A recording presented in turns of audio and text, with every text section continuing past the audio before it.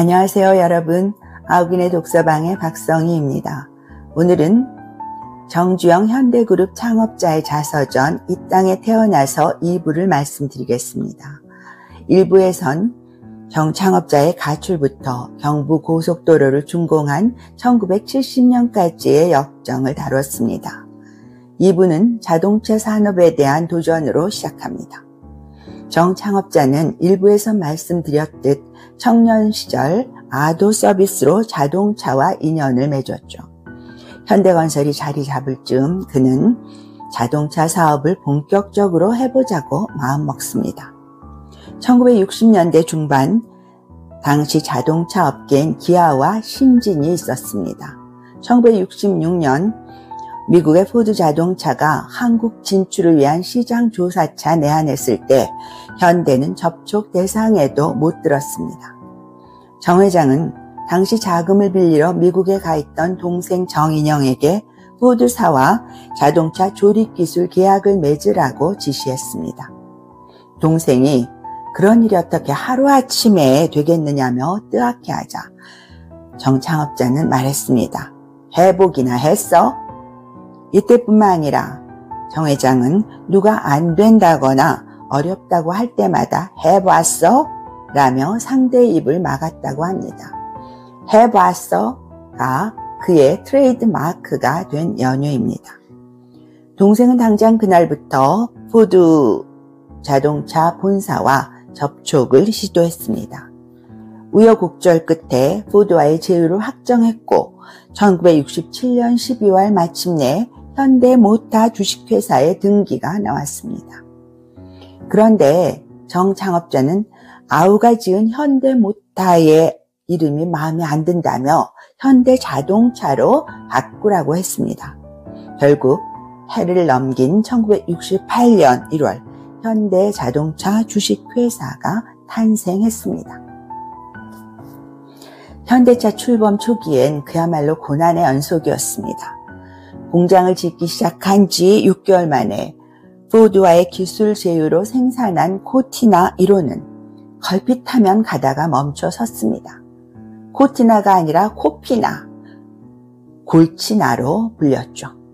설상가상, 홍수로 울산 공장이 침수되는 일까지 벌어졌습니다. 게다가 포드와의 합작은 갈등의 연속이었습니다. 현대의 꿈은 값싸고 좋은 소형차를 만들어 포드의 판매망을 통해 전 세계에 수출하려던 것이었는데 포드는 현대를 자동차 부품 공장의 하나로 만들려고 했습니다. 정 창업자는 결국 합작을 포기하고 아우 정세영에게 100% 국산 자동차를 만들라고 지시했습니다. 정 창업자와 정세영 회장의 열정으로 현대자동차는 1974년 7월 국산 종합자동차 공장 건설에 착공했고 1976년 1월 마침내 우리의 고유 모델 1호 포니가 탄생했습니다. 정 창업자의 나이 61살이었습니다. 자동차 산업에 열정을 쏟는 한편으로 1970년 3월엔 조선사업부를 설치했습니다. 그의 회고는 이렇습니다. 안 된다는 사람이 많을수록 기어코 해내고 말겠다는 결심은 더 굳세지고 따라서 일이 되도록 하기 위한 노력은 더더욱 치열해질 수밖에 없었다. 문제는 돈이었다. AMP 애플도어사의 롱바통 회장에게 영국 바클레이즈 은행을 움직일 방법을 알려달라고 요청했다. 곤란하다는 롱바톰 회장에게 주머니에 있던 500원짜리를 꺼내 보여주며 말했다. 이것 보시오. 우리의 거북선이요. 영국의 조선 역사는 1800년대부터라고 알고 있는데 우리는 1500년대에 이런 철갑선을 만들어 일본을 혼낸 민족이요. 쇄국 정책으로 산업화가 늦어졌을 뿐 우리의 잠재력은 고스란히 있어.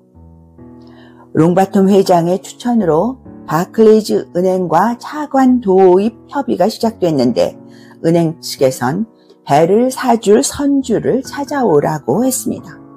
정 회장의 배짱은 여기서도 발휘됐죠. 나는 울산 미포망의 황량한 바닷가 사진과 빌린 유조선 도면을 들고 다니면서 배만 사주면 영국에서 돈을 빌려 조선소를 짓고 배를 만들겠다고 말했다. 롱바톰 회장의 주선으로 오나시스의 처남이던 그리스의 리바노스를 만났다. 리바노스의 별장에서 유조선 이 두 척을 수주받았다. 당시 우리 돈으로 14억 원을 받아 입금한 끝에 바클레이즈 차관 도입이 성사됐다. 1972년 3월 기공한 울산 조선소는 1975년 완공됐습니다. 정 창업자는 조선소 공사 도중 폭풍우 치던 날 한밤중에 혼자 차를 타고 현장을 돌다가 그대로 물에 빠져 죽을 뻔했다고 회고했습니다. 조선소를 짓던 1973년 제1차 오일 쇼크가 닥쳤습니다.